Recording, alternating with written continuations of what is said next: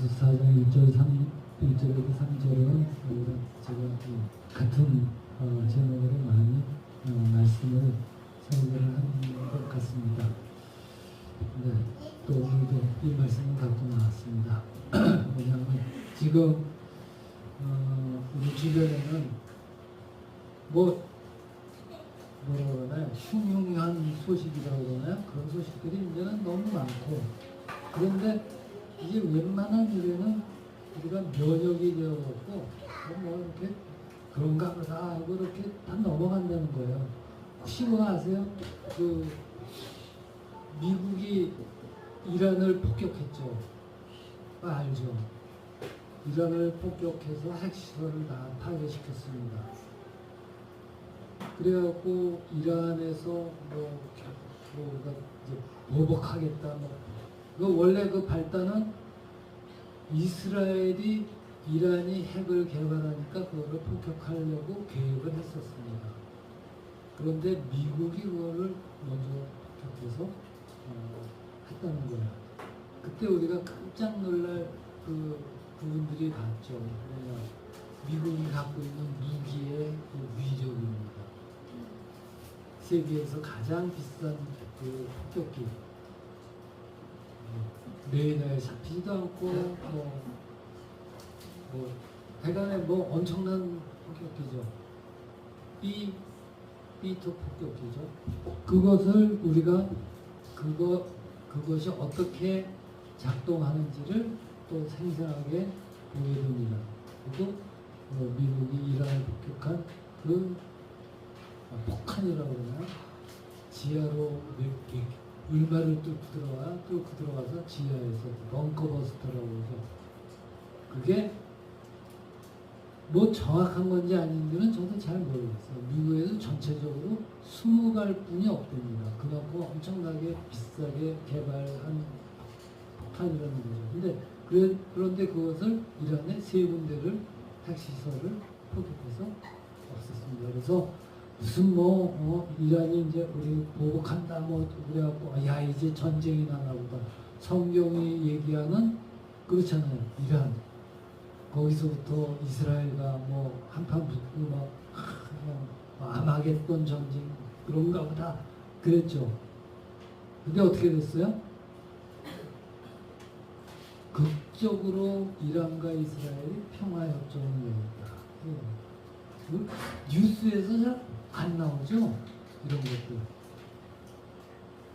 왜 안 나오는지 저는 모르겠어요. 이것처럼 엄청난 소식이 사실은 없거든요. 근데 우리는 그런 거에는 별로 관심이 없습니다. 그렇잖아요. 그런가 보다 그러죠. 뭐에 더 관심이 많아요? 무슨 어떤 탤런트가 보니까 옛날에 일진이었 때더라. 그래서 아니면 뉴진스가 어떻게 되는데 지금 재판에서 엄청나게 해갖고 져갖고 망하게 되고 이런 거에 관심이 있죠. 웬만한 일에는 그런 것들에는 우리가 무뎌진 거예요. 무뎌진 거. 우리가 이 성경을 우리가 가만히 살펴보면 복음이 전파된 이후에 그 한 시대의 어떤 부패와 어떤 타락, 어떤 그런 인간 사회의 그 부패와 타락은 언제나 교회가 또 우리 성도들이 그 역할을 제대로 하지 못했을 때 세상은 급격하게 부패하고 타락하기 시작한다는 거죠. 지금 우리 주변에서 일어나는 이러한 여러 가지 일들, 성적인 타락이나 이런 그런 사회 전반에 걸쳐 있는 이 여러 가지 부패한 그런 일들, 비도덕적이고 그런 것들이 이제 무덤덤하게 된 거를 우리가 가만히 생각해 보면은 그것이 일어난 일들이 불과 10년도 안 됐다는 거예요. 근데 우리는 그만큼 깊숙이 타락해 버렸습니다. 영적으로 침체됐다고 그러나 무덤덤해진 거예요. 무덤덤해진 거예요. 그죠? 먹고서 그러니까 우리가 그런 식으로 우리의 삶이라는 게 뭐라 교회가 제대로 쓰지 않으면 세상은 급격하게 그들의 본색을 드러낸다는 거예요. 타락하고 부패하고. 그래서 성경은 우리에게 어떻게 끊임없이 우리가 지키고 힘써야 할 일에 대해서 이렇게 하라 이렇게 끊임없이 권면을 하고 있는데, 우리가 힘을 써야 한다는 것, 그거는 지켜야 할 그것이, 우리가 지켜야 될 그것이 정말 애쓰고 힘쓰고 노력하지 않으면 쉽게 무너져 내린다는 것입니다. 쉽게 무너져. 그러니까 그런 얘기 있죠. 창업보다 수성이 어렵다. 그 얘기 있습니다. 창업 어렵죠. 왜? 어떤 목표를 세우고 무엇을 이루기 위해서, 그것을 이루기 위해서 목표를 쟁취하는 것보다 사실은 이미 이룬 것을, 내가 이룬 것을 지켜나가는 게 더 힘들다라는 거 아닙니까? 창업보다 수성이 어렵다. 그러니까 무엇인가를 이루기 위해 도전하는 거, 그건 분명 어렵고 힘든 일이에요. 그렇잖아요. 어렵고 힘든 일이지만 그 어렵고 힘든 것을 다 이겨내고 뭔가를 이룬 다음에 그것을 지켜내는 것이 사실은 더 이쁩니다. 이거를 우리는 쉽게 외면합니다. 근데 그 아시아 경제가 뭐 거기에 그런 게 있더라고요. 창업보다 수성이 어렵다. 이거를 동물 실험으로 한 논문이 하나 있대요. 근데 거기서 뭐예요? 쥐를 두 마리를 집어넣고 먹이를 지키는 거. 한 놈은 먹이를 뺏는 거. 근데 먹이를 뺏으려고 막 할 때보다, 투쟁할 때보다 먹이를 지키려고 하는 그때 뇌 활동이 아주 격렬하게 일어난다는 거예요. 왜? 동물 실험에서 지키는 게 그만큼 힘든 거예요. 우리가 우리가 하나님의 백성이 된 이유, 우리가 지켜야 하는 것, 그것도 마찬가지다. 우리는 사실 어떻게 해요? 하나님의 백성들, 우리 구원 얻는 거, 우리 힘으로 했어요? 우리는 너무 쉽게 구원을 얻었죠. 뭐 값 없이 구원, 값이 없다는 게, 값이 뭐 빵원, 뭐 공짜로 준 이게 아니라 값을 매길 수 없을 만큼 엄청난 것이라는 거예요. 그 값 없이 우리의 구원을 얻었다. 그러니까 우리가 치를 수 없는 그런 엄청난 것을 우리는 그냥 얻었어요. 얻은 거예요. 근데 그래서 우리는 그것을 얻었기 때문에 이제는 그것을 지켜야 되는 그 자질이 있다. 지켜야 돼요. 본문을 보면 하나님의 부르심을 받은 자녀들의 합당한 삶의 모습, 이것을 쭉 얘기해요. 그러므로 주 안에서 갇힌 내가 너희를 권하노니 너희가 부르심을 받은 일에 합당하게 행하라. 우리 구원받은 것, 거기에 합당하게 뭐예요? 모든 겸손 고운으로 하고 오래 참음으로 사랑 가운데서 서로 용납하고 평안의 맹줄로 성령이 하나 되게 하신 것을 힘써 지키라. 이렇게 원면이 되는 거예요. 힘써 지키라. 우리가 합당한 하나님의 백성으로, 하나님의 자녀로, 구원받은 자로, 뭐 성도로, 교인으로 여러 가지 말로 하시면 우리가 합당한 삶의 모습, 우리의 합당한 삶의 모습이 주 안에서 하나 된 모습인데, 이것은 그냥 이게 저절로 이루어지고 그리고 가만히 놔둬도 그냥 쭉 유지되는 것이 아니라 힘써 지켜야 되는 것이라고 지금 성경이 말씀하는 것입니다. 평안의 맹줄로 성령이 하나 되게 하신 것을 힘써 지키라. 그러니까 오늘 이 본문이 말씀하는 우리가 힘써 지켜야 하는 것은 하나 되기 위해 힘써야 되는 것, 그게 아니라 우리는 자꾸 그렇게 생각해요. 하나 되기, 우리가 교회 안에서 하나 되기 위해 힘써야 되는 것이 아니라 이미 하나 되게 하신 것, 이미 우리는 하나 되게 했다는 것, 하나 되게 하신 그것을 지키는 것입니다. 우리는 이미 하나 되었고 주 안에서 하나잖아. 우리가 이미 얻은 것을 지키는 것입니다. 에베소서 2장 21절 22절 뭐라고 말해요?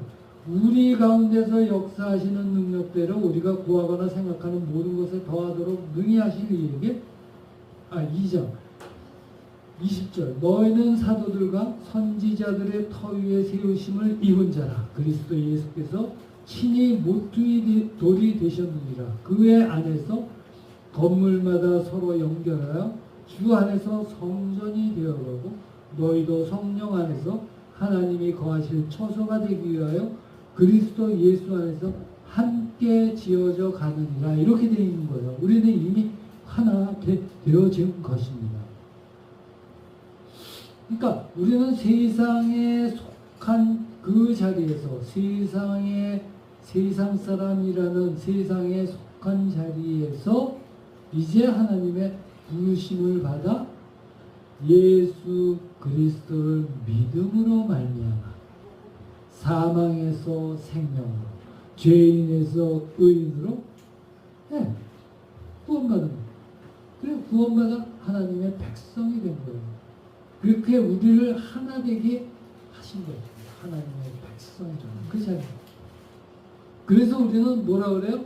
우리는 다 하나님의 권속이다. 이렇게. 권속이 뭐예요? 권속이라는 이 권속의 뜻을 저에게 정확하게 얘기해 주면 제가 뭐 샥샥샥샥 하고 그냥 말씀을 아주 최대한도로 줄 수도 있습니다. 권속이 뭐예요? 모르잖아요. 하나님의 권속. 영어로 하우스 홀 이렇게 되어 있습니다. 하우스 홀드는 또 뭐예요?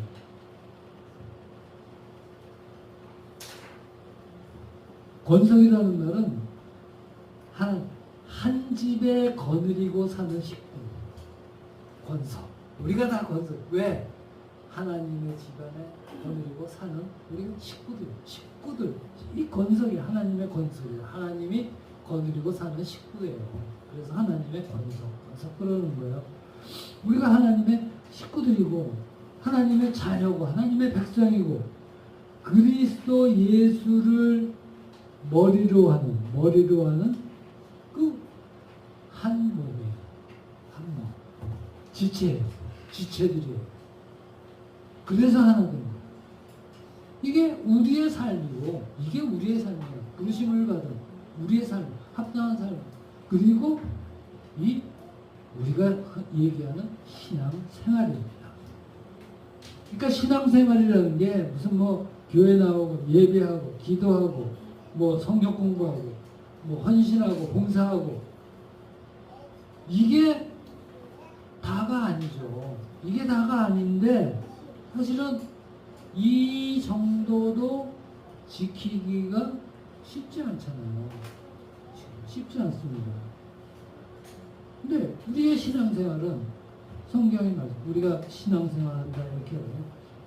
우리 삶의 부르심을 받은 우리 삶의 전체가 하나님의 백성으로 살아야 하는 것. 부르심을 받은 우리 합당하게 해야 하는 것. 우리 삶의 전체가 그래야 된다는 거예요.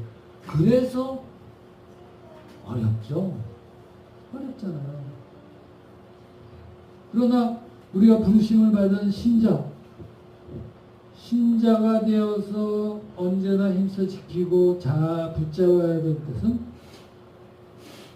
내가 하나 되고 교회 안에 이게 아니라 이미 우리는 부르심을 받았기 때문에 이제 하나님께서 성령께서 우리를 하나 되게 하셨다. 이 사실을 우리가 늘 붙잡아야 됩니다.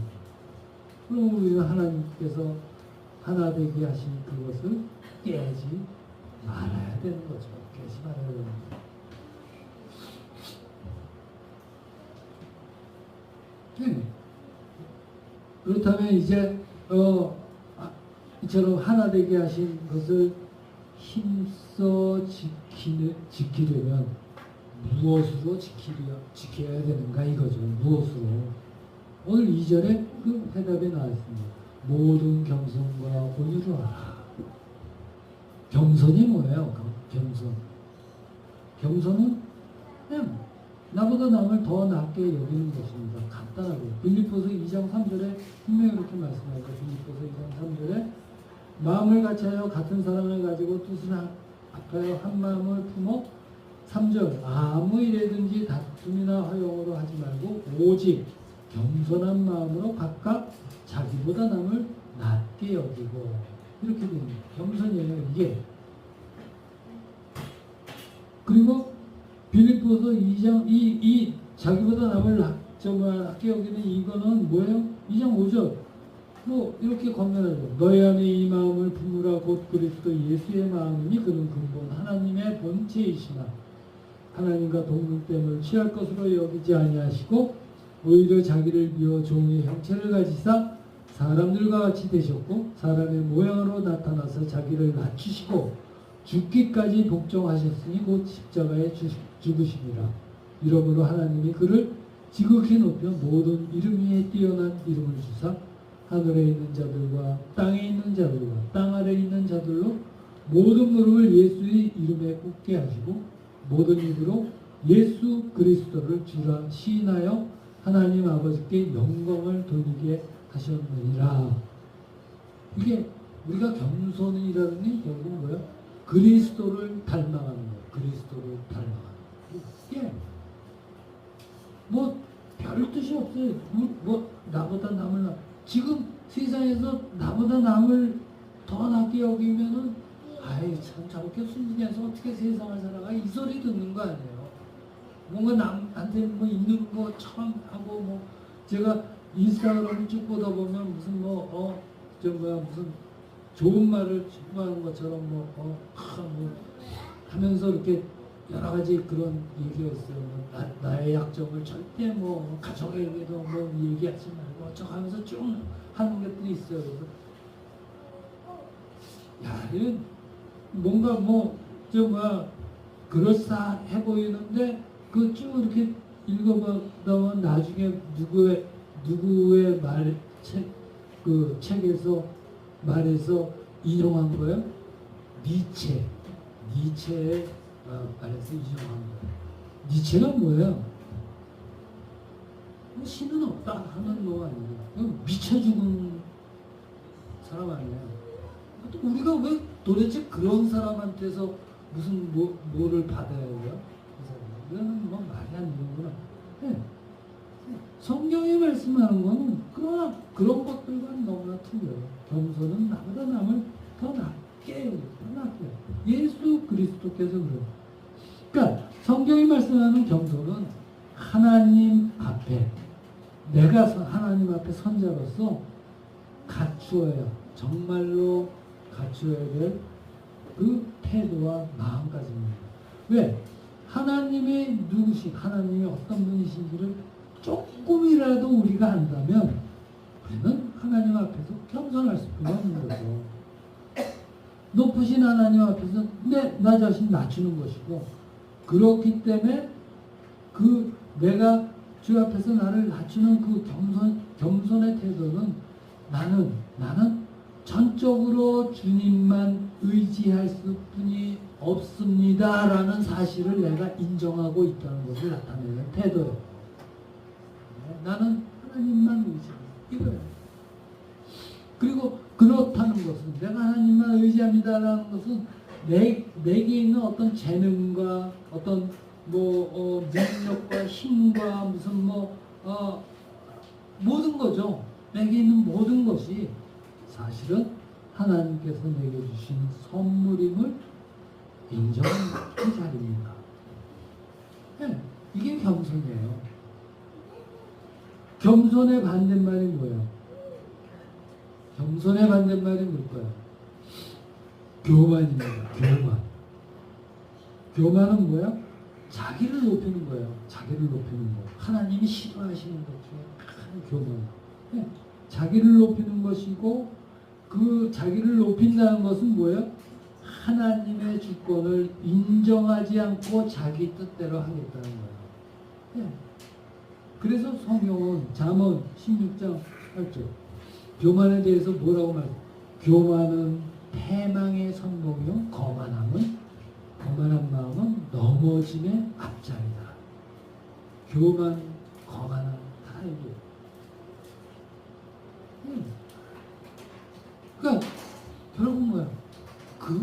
결국은 그 겸손하라는 것은 하나님의 주권을 인정하는 거예요. 하나님께서 이렇게 하시는구나 라는 거예요. 결국 우리가 성령께서 우리를 하나 되게 하신 것을 지키기 위해 겸손하는 것은 결국 뭐예요? 예수 그리스도를 닮아가는 겸손. 그 자리를 우리가 끊임없이 노력해야 되고 그걸 훈련해야 됩니다. 그렇게 우리가 우리 스스로를 만들어 가야 됩니다. 그리고 온유예요. 온유가 뭐예요? 성격이나 태도가 뭐 온화하고 부드럽다. 이렇게 우리는 알고 있죠. 뭐 맞는 말이기도 해요. 그러나 성경이 말씀하는 온유, 영어로는 젠틀이라고 그러죠. 젠틀은 자신이 가진 것을 절제하고 통제하는 힘과 능력, 그거를 얘기하는 거예요. 젠틀맨이 뭐 영국의 젠틀맨 그러면 뭐 어지하고 부드럽고 그게 아니에요. 이런 거 자신이 가진 것을 절제하고 통제하는 힘과 능력을 갖춘 사람을 젠틀맨이라고 하는 거예요. 예수님께서 마태복음 11장에서 나는 마음이 온유하다 이 말씀하셨죠. 예수님이 그 온유하다, 마음이 온유하다고 말씀하시는 것은 내 마음이 연하고 여리고 그런 의미가 아니에요. 주님은 성자 하나님으로 가지고 계신 그 권리와 권세와 능력과 힘과 이 모든 것들을 아버지 하나님의 뜻에 따라 철저히 통제하고 절제하고 그렇게 하신다는 거예요. 하나님의 아버지 하나님의 뜻에 따른다. 언제든 맡긴다. 이거예요. 그래서 온유하다. 그러니까 우리 역시 마찬가지예요. 우리가 하나 된 것을 지키려면 그걸 지키려면 우리는 내가 가진 어떤 권리, 내가 내세울 수 있는 어떤 권세, 힘, 능력 이런 것들을 통제하고 절제하고 해야 됩니다. 교회 안에서 늘 다툼이 일어나는 게 그거 아니에요. 내가 더 잘났다. 이 싸움 아니에요? 교회가 갈라지고 분열되는데 늘 그 선봉을 서는 게 뭐예요? 네, 그거예요. 늘 하나 되게 하는 것을 해치는 게 이 자리예요. 온유가 없고 겸손이 없고 온유가 없고 겸손이 없어. 교만하고 뭐예요? 내세울 수 있는 자기 위주로 뭘 하려고 하는 그 똑똑한 사람들이 늘 교회 안에서 교회를 갈라치게 만들죠. 제가 다니던 교회는 모든 하나 좀 장로면서 무슨 뭐라 그러냐 장로인데 서울대학교 교수고 이런 그거는 꼭 교회 안에서 문제를 일으킵니다.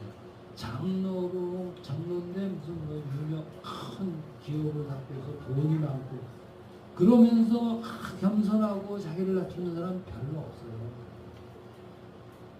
교회 일은 다 자기가 해야 돼. 자기 뜻대로 해야 돼. 교회를 마치 회사처럼. 교회가 갈라져요. 뭐야? 목사님이 마음에 안 들면 그런 사람 자기가 했던 사람들 쫙 데리고 딴 교회로 나가잖아. 그래서 교회가 하루아침에 막 하고 그냥 휘청휘청 된다는 거예요. 그런 일들이 많이 일어난다는 거죠. 예. 늘 우리 그것은 그래서 겸손과 온유 이게 필요하다는 거예요.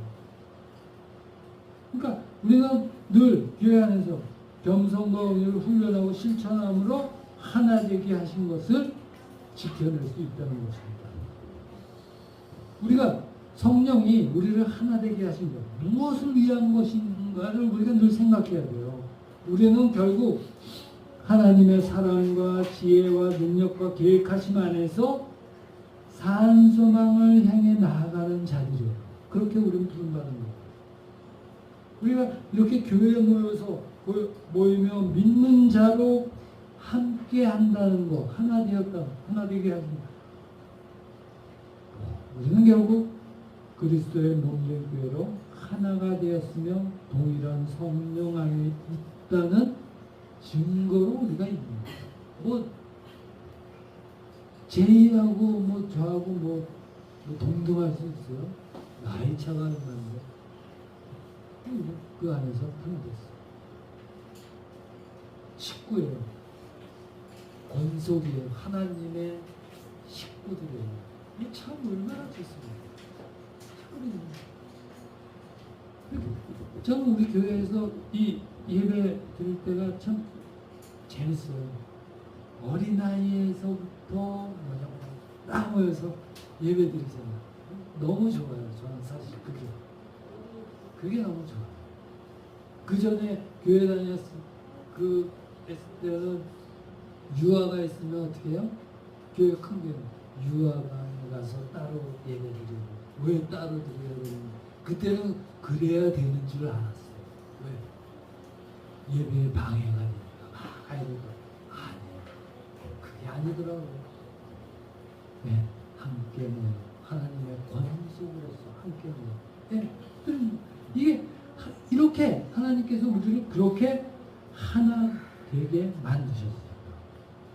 그러니까 하나님의 자녀된 우리, 그 부르심은 이분 우리를 향한 하나님의 그 사랑과 은혜와 축복과 그 작정하신 이 미리 계획하신 그 모든 그 계획들, 또 우리 각자에게 그 베푸실 상급들은 하나님께서 정하신 거예요. 상급들은 변경시킬 사람이, 변경시킬 자가 아무도 없습니다. 아무도 없습니다. 우린 그렇게 받게끔 되어 있고, 그렇게 나아가게끔 되어 있고, 그 하나님께서 미리 작정하신 그 계획 안에 다 이렇게 되어 있는 거예요. 그러므로 우리는 다만 그 길을, 하나님께서 내게 주신 그 길을 열심과 충성으로 달려가야 하는 것입니다. 그리고 그 출발점이, 그 달려가야 될 출발점이 바로 우리에게 허락하신, 지금 우리에게 허락하신 하나 되게 하신 그 일, 하나 되게 하신 그 일, 그 하나 되게 하신 것을 힘써 지키는 거기서부터 출발되는 것입니다. 우리가 그 자리에 있습니다. 세상은 늘 그것을 방해합니다. 세상은 늘 방해해요.